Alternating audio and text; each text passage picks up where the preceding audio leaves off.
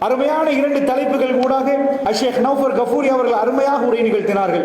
அதே போன்று ஷேக் நியாஸ் சித்திக் சிராஜி அவர்களும் மிக அழகான பதிவுகளை உங்களுக்கு மத்தியிலே முன்வைத்தார்கள். இந்த அத்தனையிலும் அல்லாஹ் ஜல்ல ஷானஹு வ தஆலா நம் அனைவருக்கும் பரக்கத் செய்வானாக என்ற பிரார்த்தனையோடு, அல்லாஹ்வுடைய நல்லடியார்கள், இளைஞர்களும் யுவதிகளையும் எடுத்துக்கொண்டால் அவர்கள் யார் என்ற சிந்தனை நமக்கு முதல்ல வரணும். அவர்களுக்கு என்ன செய்தால் அவர்கள் இஸ்லாத்தின் பக்கம் திரும்புவார்கள் என்ற சிந்தனையும் நமக்குள் வரணும். சாதாரண பறவைகள் பறப்பதை நீங்க பார்த்திருப்பீங்க. பறவைகள்ல கூட்டம் கூட்டமா பறவைகளை பறக்கிற சில கூட்டத்தை நீங்க பார்த்திருப்பீங்க. அம்சாலுக்கும் உங்களை மாதிரி அவங்களும் குடும்பம் மாதிரி அவங்களும் ஒரு உம்மத் என்றான் குர்ஆன்ல. அதாவது பறந்தா 100 பறவைகள் பறக்கிற சில குடும்ப பறவைகளை பார்த்திருப்பீங்க. இங்கால ஒரு 25 பறவை பறக்கும், அங்கால ஒரு 50 பறவை பறக்கும். ஒரு காகம் செத்து போச்சுன்னு வைங்க, காக்கா செத்துட்டா ஒரு காக்கா வந்து பக்கத்துல இருந்து மரண செய்தியை சொல்லிட்டே இருக்கு, காக்கா காக்கண்டு. 100 காக்கா 200 காக்கா 500 காக்கா வந்து பக்கத்துல என்னதான் செய்தோ தெரியல, செத்த காக்கா பக்கத்துல இருந்துட்டு போறதை நம்ம பார்க்கிறோம். அல்லாஹ்வுடைய நல்லடியார்களே, இளைஞர்கள் என்றால் யார் அப்படின்னு கேட்டீங்கன்னா, இந்த தல்காஸ்பிட்ல இங்க இருந்து அங்க நடந்தாங்கன்னா அவங்க இளைஞர்களா இருந்தாங்கன்னா ஒரு 10 பேர் நடப்பாங்க, ஒரு 5 பேர் நடப்பாங்க. அவருக்கே ஒரு 40 வயசு ஆனா 20 பேரோட நடந்தவர் தன்னந்தனியாகத்தான் நடப்பார். அப்பொழுது எந்த நண்பனையும் காணல. இன்றைக்கு 40-50 வயசுல உள்ளவங்களுக்கு நண்பன் இல்லைன்னு அர்த்தம் இல்லை, நண்பர்கள் இருந்தார்கள். ஆனால் எப்படா அந்த டீனேஜ் அந்த வயசு வர்ற நேரத்தில் அவர்கள் தனியா போக விரும்ப மாட்டாங்க. ஒரு டியூஷன் போனாலும் கூட்டத்தோட போவாங்க, சத்தத்தை கூட்டத்தோட வைப்பாங்க. ஏண்டா அதான் பலமான பருவம் என்கிறது குர்ஆன். மனித குலத்துக்கு கொடுத்த மிக பலமான பருவம் இளமை பருவம். அத மாதிரி ஒரு பலம் இல்லவே இல்லை உலகத்துல. ஒரு பெரிய ஜனாதிபதி ஆட்டான்னு வைங்க, அவர்கிட்ட போய் என்னப்பா உங்கள்கிட்ட இல்லைன்னு கேட்டா, எனக்கு தெரிய அவர் புத்திசாலி இருந்தா இளமை இல்லைன்னு வரும். அத்தனையும் இருக்குது. ஸ்விமிங் பூல்ல எடுத்து குளிக்கிறதுக்கு நூறலியால போய் அவருக்கு பேலஸ் கட்டி வச்சா, அங்க ஏதாவது ஸ்விமிங் பூல் போட்டா நடுங்கியே செத்து போயிருக்கார். அதுல இறங்கலாமா? ஏதாவது மருந்து எடுத்துட்டு தான் இறங்கணுமே தவிர மற்றபடி இறங்க முடியாது. ஏன்னா அந்த கூதல் அவர் உடம்பு தாங்காது. 1000 வருத்தங்கள் இருக்கும், மருந்தோட தான் அவர் வாழணும். இளமை என்பது அப்படி அல்ல. அல்லாஹ் ஜல்ல ஷானஹு வ தஆலா அந்த இளமை தான் இந்த உலகத்தில் கொடுத்த ஆக கோல்டன் ஏஜ், மிக பலமான பருவம், மிக சக்தி வாய்ந்த பருவம். ஒரு மனிதனுக்கு கேட்டா உங்களுக்கு எத்தனை வயசுன்னு கேட்டா 70. அவருக்குள்ள பிரச்சனையில ஃபர்ஸ்ட் பிரச்சனையே ஃபைல தொடங்கினார் ரிப்போர்ட் இருக்கு. ஸ்கூல்ல கொடுக்கிற பாஸ் ஃபெயில் ரிப்போர்ட் இல்ல, அவருக்கு என்னென்ன நோய் இருக்குது, என்னென்ன மருந்து மாத்திரை எடுக்கிறாரு, எல்லாரும் கையில ஒரு ஃபைல் வச்சிருக்கிறோம். ஏன்னா அவ்வளவு நோய்கள் இருக்கு. இளைஞர்கள் கல்லையும் சாப்பிடுவார்கள், ஜீரணமாகிரும். அவர்கள் எந்த ஒரு பஸ்ஸுக்கு பக்கத்து, அதாவது பஸ் ஸ்டாண்ட்ல தூங்கி எழுப்பிடுவாங்க, ஆனா உஜாரா நிற்பாங்க. அல்லாஹ் ஜல்ல ஷானஹு வ தஆலா அப்படிப்பட்ட ஒரு பருவத்தை கொடுக்கிறான். ரொம்ப அதாவது பலகீனமான பருவத்தில் இருந்து கை கொடுத்தானமா கையால பிடிக்க தெரியாது. அதான் சின்ன பருவம். தாய் வயிற்றுல இருந்து வெளியே வந்த உடனே கண் இருந்துச்சு, கண்ணால பார்க்க தெரியாது. வாய் இருந்துச்சு, வாயால பேச தெரியாது. என் பக்கத்துல உம்மாவா சாட்சியா மாமாவா பெரியம்மாவா ஒண்ணுமே தெரியாது. இந்த கையெடுத்து வாயில கொண்டு போக தெரியாத அளவுக்கு மனிதன் பலகீனமா நின்றான். கால்கள் இருந்தாலும் நடந்து போக தெரியாத அளவுக்கு பலகீனம். மெல்ல மெல்ல மெல்ல மெல்ல ஆடு மாடை விட பலகீனம். ஒரு மாட்டு அது குட்டி போட்டு நீங்க பார்த்திருப்பீங்க, அதுக்குள்ள அறிவு, அது போய் அழகா பால் குடிக்கும். மனித குட்டிக்கு தெரியாது. அவ்வளவு பலகீனமாக இருந்த நேரம் அல்லாஹ் ஜல்ல ஷானஹு வ தஆலா ஒரு பலத்தை கொடுக்கிறான். அந்த பலம் கொஞ்சம் கொஞ்சமாக எடுபட்டு போவது, இளமையிலிருந்து முதுமைக்கு போவது. கொஞ்சம் கொஞ்சம் யாருடைய ஆயுளை நாம் இழுத்து போட்டோமோ படைப்பின் மறுபக்கத்தை பிரட்டி விட்டோம் என்கிறான் அல்லாஹ். எப்படி சின்னத்துல கைகாலெல்லாம் முடங்கி நின்றுச்சோ, இப்ப அவருக்கு வயசு 80. அவருக்கு தெரியாமலே மலஜலம் போகுது. சின்னத்தில் எப்படி வெக்கம் இல்லையோ ஆடை கலைந்திருக்கும், அவருக்கு தெரியவில்லை. அவருடைய பேச்சு பக்கத்துள்ளவருக்கு பிடிக்கல. இவர் மௌத்தானா நல்ல நினைக்கிற அளவுக்கே பலர்கள் நினைக்கும் அளவுக்கு அவருடைய நடத்தை இருக்கு. அல்லாஹ் சொல்கிறான், முதுமை எல்லாரும் விரும்ப மாட்டாங்க, ஆனா இளமை என்ற ஒரு பருவம் இருக்கு. மனிதனுக்கு அந்த இளமை என்ற பருவம் வருகிற நேரம் அவனுக்கு எதுவும் செய்ய முடியும் என்ற தைரியம் வருது. அப்ப பாருங்க என்ன அல்லாஹ் செய்யறான்டா. சாதாரணமா ஒரு நூல் இருக்கு பாருங்க, ஒரு கயிறு. அது 100 நூலை எடுத்து சுத்தினாதான் அந்த நைலோன் நூல் வந்து ரொம்ப பவரா வரும். முதல்ல ஒரு பட்டு இருக்கு, அந்த பட்டுச்சுன்னு போயிடும். அதை 100 எடுத்து அப்படி சுத்தி விட்டோம்னா ரொம்ப பவரா வரும். இதே மாதிரி இளைஞர்களை பொறுத்தளவுல அவர்கள் 10ஆக கொத்து கொத்தாக தான் இருப்பாங்க, 5ஆக 10ஆக 15ஆக நிற்பாங்க. இதேதான் யுவதிகளும் அப்படிதான். இளமை என்ற ஒரு பருவம் வருகிற நேரம் அவங்க முழுக்க மாறிடுவாங்க. 7ஆம் ஆண்டுல பார்த்த பையனை 9ஆம் ஆண்டுல பார்க்க இயலாது. அவர் இப்ப கொஞ்சம் கொஞ்சமா இளமையை நோக்கி போகிறார். அவர் தாய் அவங்க தான் பெம்பஸ் போட்டு விட்டாங்க, சீவி சிங்காரி விட்டாங்க, பவுடர் போட்டு விட்டாங்க. இப்ப தாய்க்கு முன்னாடியே கொஞ்சம் ஓரமாக சாரத்தை கட்டுவார். எல்லாத்தையும் ஸ்கூல்ல இருந்து வந்தா உம்மாட்ட அத்தனையும் கொட்டுவார். சொல்ல ஓடுமானது இல்லாதது எதை மனசுக்கு தோணுச்சு அத்தனையும் பேசினவர் தாயோட அளந்து பேசுவார். இதை பேசலாமா என்று நினைப்பார். அதிக வெட்கப்படுவார். உம்மா பேசுவதை கேட்க ரசித்த புள்ள, எங்க உம்மா இன்னைக்கு பேச மாட்டாங்களான்னு துடித்த புள்ள, எம்மா என்னோட கோபமான்னு பார்த்த புள்ள, உம்மா அழுதால் துடித்து போய் அழுத புள்ள, உம்மா பேசாம இருந்தா நல்லமே என்று சொல்லி வீட்டுக்கு வந்தா பேக வச்சுட்டு அவசரமா ஃப்ரெண்டை நோக்கி போக ஆரம்பிப்பார்கள். இப்படியான ஒரு பருவம் மெல்ல மெல்ல தாயின் தகப்பனையும் விட்டு தன்னுடைய நண்பர்களோடு சேர்ந்து வாழுகிற நேரம் இப்பதான் மனிதனுக்கு மிக முக்கியமான ஒரு கட்டம் ஏற்படுது.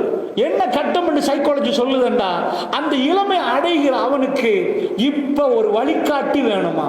அந்த பறவைகள் பறக்கிற நேரம் தலைமை பறவை இருக்கு. அந்த தலைமை பறவையோட பின்னாடி சேர்ந்து பறக்கும் அந்த பறவைகள் எல்லாம். தேனீக்களை நீங்க பார்த்திருப்பீங்க. தேன் பூச்சி நீங்க சரியா பார்த்துட்டீங்கன்னா அதை பத்தி ஆய்வாளர்கள் சொல்றாங்க, ஒரு பெண் தேனி தலைவி அது போய் சரியா ரூட்டை கண்டுபிடிச்சிடும். கல்காஸ்பிட்ல ஒரு கார்டன் இருக்குன்னு கண்டுபிடிச்சாச்சு. மாவனில் பல ஆயிரம் கிலோமீட்டர் அது பறக்கும். அது ரூட்டை வந்து கூகுள் மேப் மாதிரி சொல்லும், ஆடி காட்டும், இப்படி காட்டும். அந்த நடனத்தை அத்தனை தேனீக்களும் பார்க்கும். அந்த நடனத்தை பார்த்துட்டு இங்கால திரும்பணும், அங்கால திரும்பணும், இங்கால திரும்பணும், இப்படி திரும்பணும். அதை கட்டாயமா பார்த்துட்டு அந்த நடனம் டான்ஸ் முழுக்க பார்த்த உடனே அம்புட்டு தேநீர் மெப்ப உள்ளக போட்டுரும். நம்ம எப்படி கூகுள் மெப்ப போட்டுட்டு சரியா போய் வெஹிக்கிளை நிப்பாட்டுறோமோ அத மாதிரி அந்த கார்டனை நோக்கி அது போகுது. இப்படி தலைமை வேண்டும் என்று சொல்ற மாதிரி இளைஞர்கள் அவங்க கூட்டத்துக்கு 5 பேர் கூட்டம், 10 பேர் கூட்டம், 8 பேர் கூட்டம், 15 பேர் கூட்டத்துக்கு ஒரு தலைவர் அவங்களாவே நியமிச்சிருவாங்க. பள்ளிவாசல்ல உட்கார வச்சு யார் தலைவர்னு கையை போட்டு எல்லாரும் கை தூக்குங்க, இவரை தலைவரை, அப்படியெல்லாம் இல்லை. அந்த இளைஞருக்குள்ளேயே ஒரு தலைவரா உருவாகுவார். அவர் தான் பலம் வாய்ந்தவா நிற்பார். அவர் சொல்லுவதை மற்றவங்க கேட்பாங்க. அதுக்காண்டி உட்கார வச்சு மினிட்ஸ் எழுதி எங்க தலைவர் இவர் தான், செயலாளர் இவர் தாண்டி பொருளாளர்லாம் போட மாட்டாங்க. அவருக்குள்ளே ஒரு பலமான ஒரு தலைவர் வேணும். அந்த தலைவருக்கு பின்னாடி மற்ற இளைஞர்கள்லாம் ஒன்று சேர ஆரம்பிப்பாங்க. தலைவர் சொன்ன மாதிரியே வாழும். அதுக்கான தலைவர் எல்லாம் சொல்ல மாட்டாங்க, அவரை முற்படுத்துவாங்க. இப்ப உலகம் என்ன பண்ணுது? இங்கதான் பிரச்சனை. நான் சுருக்கமா, அதாவது வேகமாகவே மெட்ருக்குள்ள வர்றேன். இந்த இடத்துல நம்ம பிள்ளைகளை பறிக்கிறதுக்கு எக்கச்சக்கமான சதித்திட்டம் தீட்டப்படுகிறது. நீங்க சேவி சிங்காரிச்சு அழகாக வளர்த்த புள்ள, ஸ்கூலுக்கு அனுப்பின புள்ள, மூக்க வடிச்சிட்டு வந்து உங்களோட பேசின புள்ள, இப்ப உங்க தோளுக்கு மேல வளர்ந்ததுக்கு பிறகு இப்ப உங்க பேச்சையே கேட்க மாட்டார் என்று இருந்தா உங்க புள்ளைய பறிச்செடுத்துட்டு போனது யார்? உங்க புள்ள, உங்க மகள். நீங்க அவ்வளவு பொத்தி பொத்தி வளர்த்தீங்க, எல்லாத்தையும் சொல்லி கொடுத்து வளர்த்தீங்க. இன்றைக்கு உங்க மகள் உங்களோடு இல்லாவிட்டால், அவ வேற யாரையோடு பாஞ்சு போனால், இன்னொரு மதத்தினரோடு ஊரை விட்டு போனால், தப்பான காரியத்தில் ஈடுபட்டா, இந்த பிள்ளைகள் இப்படி செய்வதற்கு என்ன காரணம் என்று என்னைக்காவது தேடினீங்களா? வீட்டுக்கு வீடு தேடி போகிற நேரம் அதிகமான வீடுகளில் காதலிச்சு முடிச்சாங்களா, 6 மாசம் வாழ முடியல, டிவோர்ஸா. என்ன காரணம்? சில வீடுகளுக்கு போனால் என் புள்ள சின்னத்துல போட்டோவை பாருங்க, இந்த முகத்தை பாருங்கன்னு காட்டிட்டு இன்றைக்கு மூக்குக்குள்ள வைக்கிறாரா, நாக்கு கடியில வைக்கிறாரா, என்னவோ ஒரு போதைக்கு அடிமையாயிட்டார். இவர் எப்படி காப்பாற்று துடித்து கேட்கிறார்கள். சாதாரண படிக்காத குடும்பம்னு பாத்தீங்கன்னா பரவாயில்ல, பெரிய பெரிய படிச்ச குடும்பத்தெல்லாம் இந்த மாதிரி இளைஞர்களும் யுவதிகளும் பறிப்போய் நின்றா, நாளைக்கு எங்க வீட்டுல உள்ள இளைஞர் பறிப்போனா, உங்க வீட்டுல உள்ள புள்ள பறிப்போனா, யார் கவ்வி எடுக்கிறாங்க? நிஜமா என்ன நடக்குதுன்னா, இது ஒரு பின்னாடி ஒரு பெரிய சினாரியோ. நல்ல கவனமா கேளுங்க. பின்னாடி ஒரு பெரிய மாஃபியா கும்பல் இருக்கு. நாம தெளிவா புரிகிறோம். அவர்களுக்கு பேர் சைத்தான்கள் என்று சொல்லுவோம். இன்னஹுலக்கும் அதுவும் முபீன் ஃபத்தஹிதுஹு அதுவா. உங்களுக்கு அவன் பகிரங்க எதிரி என்கிறான் அல்லாஹ். அவனை எதிரியாக எடுத்துக் கொள்ளுங்கள் என்றான். அவன் இயக்கிற ஒரு டீம் பின்னாடி நிக்குது. சைத்தானுடைய டீம் இருக்குது. அவன் இயக்கிட்டு நிக்கிறான். அவனுக்கு யாரு வேணுமா? பலசாலிகள் வேணுமா? இளைஞர்கள் வேணுமா? யுவதிகள் வேணுமா? இந்த உலகத்தில் அநியாயம் செய்வதற்காக வேண்டி அந்த இளைஞர்களும் யுவதிகளும் அவன் பறித்து போகிற நேரம் நாம் என்ன பண்ணுகிறோம்? அவங்க திட்டம் என்பது நம்ம புரிஞ்சா மட்டும்தான் நமக்கு என்ன செய்யலாம், நம்ம பிள்ளைகளை பாதுகாக்கலாம். முதல் விஷயம், சைக்காலஜிக்கலி அவங்க என்ன ஹேண்டில் பண்றாங்கன்னா, ஒரு இளைஞன் அவனுக்கு ரோல் மாடல் வேணும். நான் சொன்னேன் 5 பேரா 6 பேரா போனாங்கண்டா ஒரு ஆளை தலைமையா போடுவாங்களே, அவங்களுக்கு முன்மாதிரி வேணுமா. இளைஞர்கள் சும்மா இயங்க மாட்டாங்களா. சைக்காலஜி சொல்லுது, ஒரு சின்ன குழந்தை பிறந்துட்டா அந்த குழந்தைக்கு எதுவுமே தெரியாது. அப்ப நீங்க கேட்பீங்க, விளையாட அதுவும் தெரியாதா, பயம் அதுவும் தெரியாதா. நீங்க ஒரு கயிறு துண்டை காட்டி இதுதான் ஓடினீங்கண்டா குழந்தை கயிறுக்கு பயந்துருமா. அதே குழந்தை நீங்க பாம்பு பிடிச்சிட்டீங்கடா அது தைரியமா வந்து பாம்பு பிடிக்குமா. ஏன்னா மையங்கன காட்டுல உள்ள மையங்கன காட்டுல அவங்க எலிக்கு பயமும் இல்லை, அவங்க கர்ப்பாம்பூச்சிக்கு பயமும் இல்லை. ஏன்னா அவங்க மேலால ஓடுற நேரம் சும்மா இருந்தாங்க, அந்த குழந்தைகளுக்கும் பயம் இல்லை. ஆனா வெள்ளவத்தையில சும்மா சரி போய் பாத்தீங்கன்னா கோல்பட்டியில டாய்லெட்ல வாஷ்ரூம்ல ஒரு பள்ளி இருந்தா அந்த நாள் முழுக்க டாய்லெட்டே போக மாட்டாங்க. நைட்டுக்கு தூங்குற நேரம் பெரிய ஒரு சோக்கால ஒரு அப்படியே ரவுண்ட் அடிச்சு ஒரு சோக்கு இருக்கு, அந்த ரவுண்ட் அடிச்சுட்டு தான் தூங்குறது. ஏன்னா அதுக்கு மீறி எந்த பள்ளியும் வராது, எது வந்த செத்து போயிடும், நஞ்சு சோக்கு. அது அவ்வளவு பயமா அருவருப்பு. இவங்களுக்கு அது உருவாக்கப்படல. சின்னவங்களுக்கு என்ன விளையாட்டி, நீங்க சமைச்சா அது சின்னதா பாத்திரம் கேட்டு சமைக்கும். நீங்க குழந்தைய டாக்டர்கிட்ட கொண்டு போயிட்டீங்கன்னா அது பொம்மை வைத்து பிடிச்சி வலிக்குதம்மான்னு கேட்கு. நீங்க பிள்ளைய கொண்டு போயிட்டு ட்ரெயின்ல கூட்டி போனீங்கன்னா அது ஒரு ட்ரெயினை வாங்கி கேட்டு அது விளையாட ஆரம்பிக்கும். நீங்க பஸ்ல கூட்டி போனீங்களா, எனக்கும் பஸ் வேணும் என்று கேட்டு சின்னதா ஒரு பஸ் எடுத்து அது விளையாட ஆரம்பிக்கும். நீங்க நர்சரி கூட்டி போயிட்டீங்கன்னா அதுக்கும் ஒரு கருகப்பலகை வாங்கி ஆனா அவன்னா இந்த சின்ன பொம்மைக்கு சொல்லிக் கொடுக்கும். பிள்ளைகளுக்கு விளையாட்டு ஒன்று இல்லை, நீங்க எதெல்லாம் செய்யறீங்களோ அதான் விளையாட்டு. அல்லாஹ்வுடைய நல்லடியார்களே, இதே மாதிரி இளைஞர்களுக்கு இது சின்ன பருவம், இளமை பருவத்துக்கு அவங்களுக்கு எஜெண்டான்னு ஒன்று இல்லை. அவங்களுக்கு யாரு அவங்களுக்கு தேவை, சைக்காலஜி சொல்லுது ரோல் மாடல். அவர்கள் தான் ஈர்க்கப்படக்கூடியவர்கள், அவர்கள் அவசரமாக ஒரு தலைவரின் பக்கம் கவரப்படக்கூடியவர்கள், தன்னுடைய வாழ்க்கையில் முழுக்க அவரை பார்த்து அணுவணுவாக பின்பற்றக்கூடியவர்கள். இதை நல்லா படிச்சு இந்த இளைஞரை கவரணம் பண்ணா 4 கதாநாயகர்களை முன்னாடி போட்டு அவங்க பின்னாடி உங்களை அலைய விட்டா வேர்ல்ட் மார்க்கெட்டையும் பிடிக்கலாம், அந்த இளைஞரை வச்சு நிறைய பிசினஸ் பண்ணலாம். அதுக்காக வேண்டிய இளைஞர்களுக்காக தயாரிக்கப்படுகிறது படங்கள். அவர்களை வந்து கவர்றதுக்கு அவங்கள்ட்ட உள்ள சைக்காலஜி.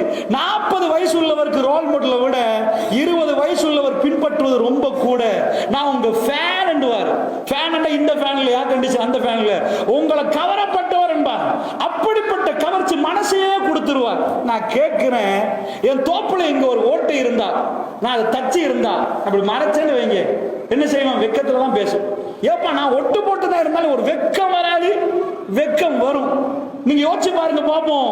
இந்த கலெக்ஷன் எல்லாம் பிச்சுட்டு ஓடுறான் பாருங்க, இந்த ட்ரெயினிங் ட்ரவுசர் எடுத்து இங்கால பிஞ்சு. அன்றைக்கு ஒரு ஆளை பார்த்தேன், ஜும்மாக்கு போற நேரம் போன வாரம் போய் நிப்பாடி பார்க்கிறேன். சுப்ஹானல்லாஹ், நிஜமா அவன் இந்த அளவுக்கு பிச்சை கல்ச்சர் நான் பார்க்கவே இல்லை. இந்த முட்டுக்கிட்ட தான் கொஞ்சம் பிச்சுட்டு இருந்தான். இப்ப முழுக்கவே இங்க பிச்சு தொடை இடையில பிக்கிறான். இவ்வளவு பிக்கிறானே, இவனுக்கு கொஞ்சம் கூட வெக்கம் வராதுன்னு கேட்டீங்கன்னா நிஜமா அவன் வெக்கப்படுவான். அவனுக்கு ஏலமண்டா நான் ஒரு ஷர்ட் தாரேன், அதை அயன் பாக்ஸ்ல வச்சு சின்ன ஒரு ஓட்டை, இவ்வளவு பிச்சு உடுக்கிறவனுக்கு அதை கொடுத்து காட்டுங்க பார்ப்போம். உடுக்கவே மாட்டான். ஏண்டா இவ்வளவு பிச்சைக்காரனோட மோசமா உடுக்கிறே, எல்லாம் நடந்தது முழுக்க. அவன் டெனிம் போட குறவு, பிச்சை ஏரியா தான் கூட.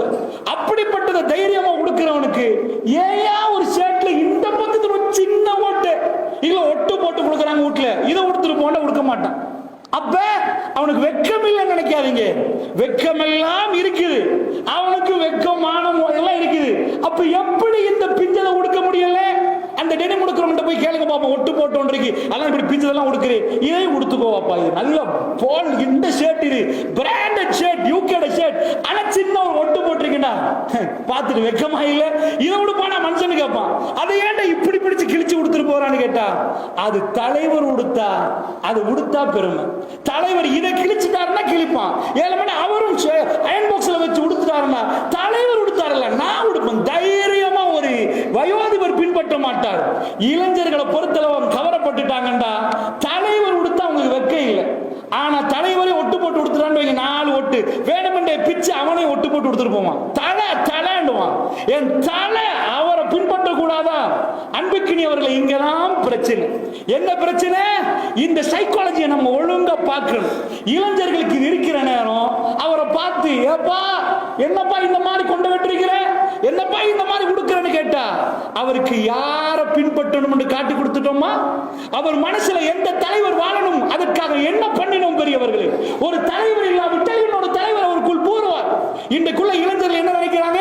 அசாத்திருல் அவ்வலீன். எப்படி மக்கத்து காஃபிர்கள் சொன்னாங்களோ, பழங்காலத்து செய்தி அப்பா இது. எங்க மாடர்ன் லைஃபுக்கு இதெல்லாம் சரி வந்தே சரி வராது. அதனால தாடியை வச்சு நாங்க வாழ்றதா, கரண்டை காலத்துக்கு மேல நாங்க கொடுக்கிறதா, 5 வக்து பள்ளிக்கு போறதா? பழங்காலத்து செய்தியோட இந்த உம்மா பாப்பா இருக்கிறாங்க. ஆனா என் பேர் முகமது முஸ்தபா தான். ஆனா இதெல்லாம் எங்களுக்கு சரிவட்டு வராது. இது வாயால சொல்லாமல் நடத்தையில் காட்டுகிறார்கள். பெருமானார் விரும்புற ஆடையா ரவுடித்தனமாக கொடுக்கிறாங்க. அப்படி என்றால் நம்ம பங்களிப்பு என்ன? பெற்றோர்களாக எங்களுடைய பங்களிப்பு என்னண்டா, இளைஞர்களுக்கு ரூட்டை காட்டணுமாக இருந்தா அவங்களுக்கு ரோல் மாடல் ஒருத்தர காட்டியே ஆகும். இவர் தான் role model. Doctor Zakir Naik அழகாக ஒரு இடத்துல சொல்றார்.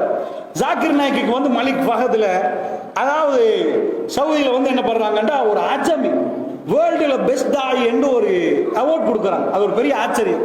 அரபுகளுக்கு அந்த சிந்தனை வாரதே பெரிய விஷயம் தான். ஆஜமிகளுக்கு அரபி ஆஜமி இல்லாமன் ரஹிமா ரப்பி, அல்லாஹ் அருள் புரிந்த கூட்டத்தை தவிர அவங்க அரபி ஆஜமி இன்றைக்கும் பார்ப்பாங்க. ஆனால் டாக்டர் ஜாக்கிர் நாயக்க கூட்டு ஒரு அவார்ட் கொடுத்த உடனே அவர் என்ன பண்றாரு, மைக்க பிடிச்சிட்டு, வேர்ல்ட்ல எனக்கு பெஸ்ட் தாய் அவார்ட் தந்திருக்கிறாங்க, மலிக் ஃபஹத் அவார்ட். ஓ மாஷா அல்லாஹ், நான் என் திறமை என்ன அதெல்லாம் அவர் சொல்லல. அவர் சொன்னதை நீங்க யூடியூப்ல போய் பார்க்கலாம். ஜாக்கிர் நாயக் ஆகிய நான் 8ஆம் ஆண்டுல என்கிட்ட வந்து பேர் கேட்டா நான் எப்படி பேர் சொல்லுவேன் தெரியுமா? ஜாக்கிர். அவர் வாயால சொல்றார். நான் இப்படித்தான் ஜாக்கிர். என் பேரை சொல்றதுக்கு எனக்கு இவ்வளவு நேரம் பிடிக்கும். ரப்பி ஷ்ரஹ்லி சத்ரி வயஸ்ஸிர்லி அம்ரி வஹ்லுல் உக்தத்தம் மின் லிசானி யஃப்கஹு கௌலி. இதுதான் ஒரு துஆ. மூசா நபி ஃபிரௌன்ட்ட போக முன்னாடி கேட்டாங்க, யா அல்லாஹ் நானே திக்குவாய், ஃபிரௌன்ட்ட போய் நான் ஃபீ ஃபீ ஃபீ என்று சொன்னான்னா அவன் ஓடிடுவான். இதுக்கு மேல என் பேச்சை கேட்க மாட்டான். ரப்பி ஷ்ரஹ்லி சத்ரி, என் கல்வை விரிவாக்கி விடு யா அல்லாஹ். வயஸ்ஸிர்லி அம்ரி, என் காரியத்தை லேசாக்கி. ஃபிரௌன் முன்னாடி போய் நான் இன்று லா இலாஹ இல்லல்லாஹ் சொன்ன என்ன கஷ்டம். அவன் அப்படிப்பட்ட கொடுங்கோலம். வயஸ்ஸிர்லி அம்ரி, எனக்கு தந்த காரியத்தை லேசாக்கிறியா அல்லாஹ். வஹ்லுல் உக்தத்தன் மின் லிசானி யஃப்கஹு கௌலி, என் நாக்கில உள்ள முடிச்ச அவிழ்த்தறியா அல்லாஹ், பேச்சை கேட்க. இது அவர் கேட்டது. ஜாக்கிர் நாயக் இன்றைக்கு ஒரு திக்குவாய் என்று யாருமே நினைக்க மாட்டாங்க. நான் ஏன் ஜாக்கிர் நாயக் இதை சொல்றேன்டா, சாதாரண ஒரு திக்குவாய் ஒரு ஆள். அவர் டாக்டர் ஆகிறது பெரிய வேலை இல்லை. பொம்பாயில நாயக் ஃபேமிலி என்றா அவங்க வாப்பா பெரிய ஆளவர், பெரிய கோடீஸ்வரர். பொம்பாயில அவங்களுக்கு சல்லிக்கு பஞ்சம் இல்லை. நானா டாக்டர், தம்பி டாக்டர், எல்லாம் டாக்டர் அவங்களுக்கு. அதனால இவர் ஒரு மருத்துவர் ஆகுறது பெரிய அதிசயம் இல்லை. வீட்டுல உள்ள எல்லாரும் டாக்டரா இருந்தா, சாட்சி பெரிய மக்கள் வந்து பெரிய டாக்டர் ஃபேமிலியா இருந்தா அது என்ன வேலைன்னு கேட்பாங்க. விளங்குச்சா? ஆனா ஜாக்கிர் நாயக்கு என்னண்டா, நாக்கு அதாவது திக்குவாயா நின்று டாக்டர் ஆனா ஆபரேஷன் பண்ணிட்டு போக வேண்டியதான். ஸ்பெஷலிஸ்ட் ஆகிட்டு பேச்சு துறைக்கு அவருக்கு சம்பந்தமே இல்லை. எப்படி ஒரு திக்குவாய் பேச ஆரம்பிப்பாரா, பேச்சு துறைக்கும் அவருக்கும் எந்த விதத்திலையும் சம்பந்தம் இல்லை. அப்படிப்பட்ட ஒருவர் இந்த பேச்சுத்துறையை தேர்ந்தெடுத்து வந்து இன்னைக்கு பேசுறாருண்டா, பேச போக்களை திக்குவாயண்டா, அவருக்கு ஏற்பட்ட ரோல் மாடல்.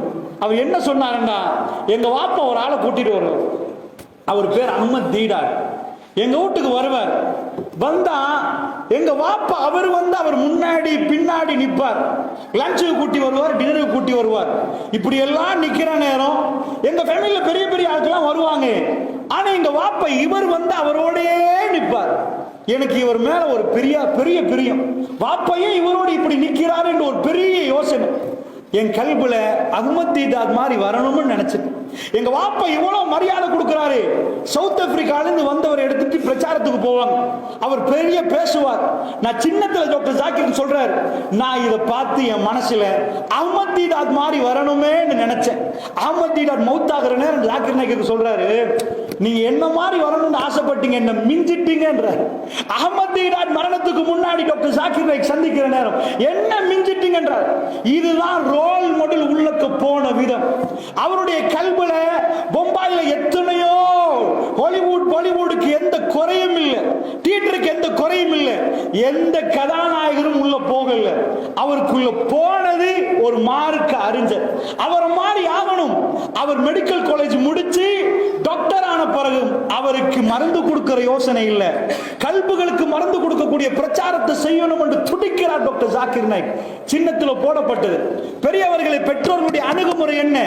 இளைஞர்களும் யுவதிகளும் போற நேரம் அவங்க போற ரூட்ல அவங்களை காப்பாற்றணும்னா ஃபர்ஸ்ட் அவங்க எங்க போறாங்க, என்ன நடக்குது என்பதை அவங்களுக்கு புரிய வைக்கணும். பள்ளி வாசல்கள், ஸ்கூல் அவங்களுக்கு புரிய வைக்கணும் என்ன நடக்குது. இளைஞர்களும் யுவதிகளும் ஆசையா பார்க்கிறது என்ன? படம்.